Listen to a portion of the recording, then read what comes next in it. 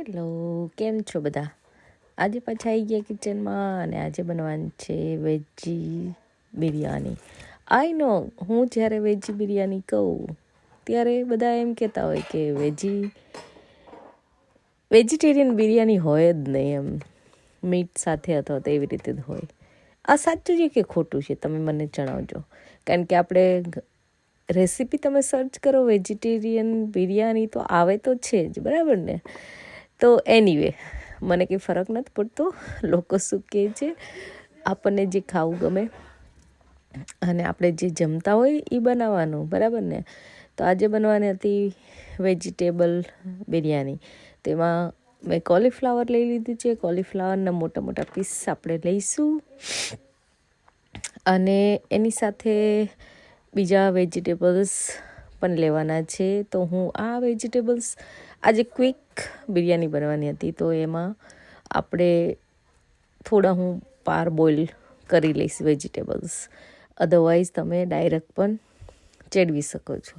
તો એમાં મેં થોડો પોટેટો લઈ લીધો છે, કેરેટ લઈ લીધા છે, એક બાજુ રાઈસ બધા સ્પાઇસીસ નાખીને બોઇલ કરવા મૂકી દીધા છે. રાઈસને બહુ થોડાક જ બોઇલ કરવાના છે.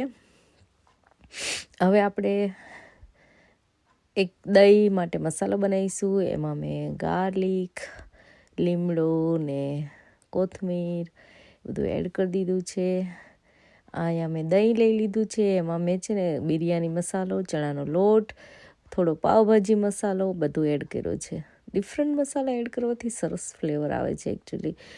તો આપણે ચણાનો લોટ પહેલાં એકદમ સરસ રીતે મિક્સ કરીશું અને પછી ગરમ મસાલા સાથે મિક્સ કરીશું. તો આ રીતે પેસ્ટ બની જશે. એમાં જે આપણે ગાર્લિક, કોથમીરની પેસ્ટ બનાવી ચીલી નાખીને એડ કરીશું. થોડી કસૂરી મેથી પણ એડ કરીશું. એનાથી ફ્લેવર સરસ આવતી હોય છે. હવે આપણે આ બધા જ મસાલામાં થોડા ડ્રાય મસાલા એડ કરીશું.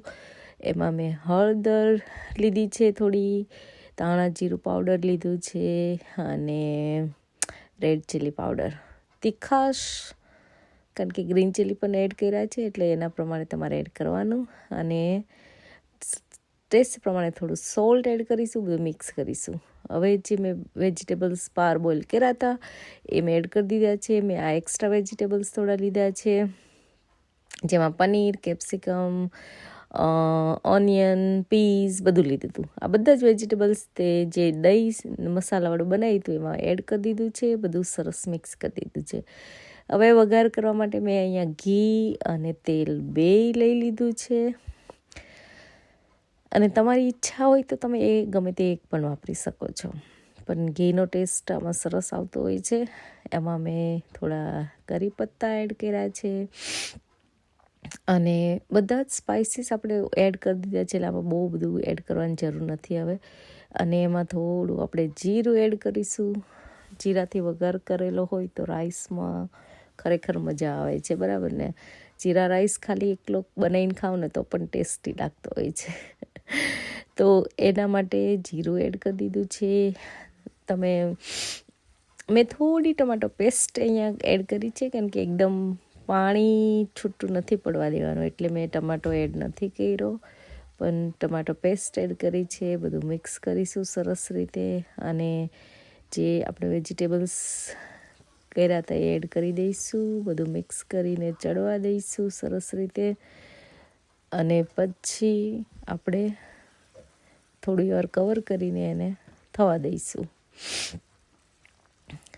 બધા વેજીટેબલ સરસ રીતે મિક્સ કરીને આપણે મેં કીધું એમ ચડવા દઈશું. ચડી જાય જો સરસ રીતે, પછી એમાં રાઈસ એડ કરવાના છે. રાઈસ ઉપરથી એડ કરીશું અને ઉપરથી કોથમીર, ફ્રાઈડ ઓનિયન્સ નોર્મલી વાપરતા હોય છે તો ફ્રાઈડ ઓનિયન્સ તમે એડ કરી શકો છો. અને થોડી વાર આપણે ઢાંકીને થવા દેવાનું છે. તો આ રીતે મેં બધું એડ કરી દીધું અને પછી ઉપરથી કેસરવાળું પાણી નોર્મલી એડ કરતા હોય છે કલર લાવવા માટે. તો તમે આ રીતે કલરવાળું પાણી એડ કરી શકો છો, જેનાથી ડિફરન્ટ કલર્સ આવે છે રાઈસમાં, એટલા માટે. અને ફ્લેવર પણ સરસ આવે છે. તો આ રીતે મેં બનાવી હતી વેજીટેબલ બિરયાની. તો કેવી લાગી તમને? યસ, મેં કેરેટી નાખ્યું છે. કેવું લાગ્યું? સેવ કેવી લાગી બિરયાની? તમારે બરાબર? જોરદાર. ચલો ત્યારે બધા વેજ બિરયાની જમવા.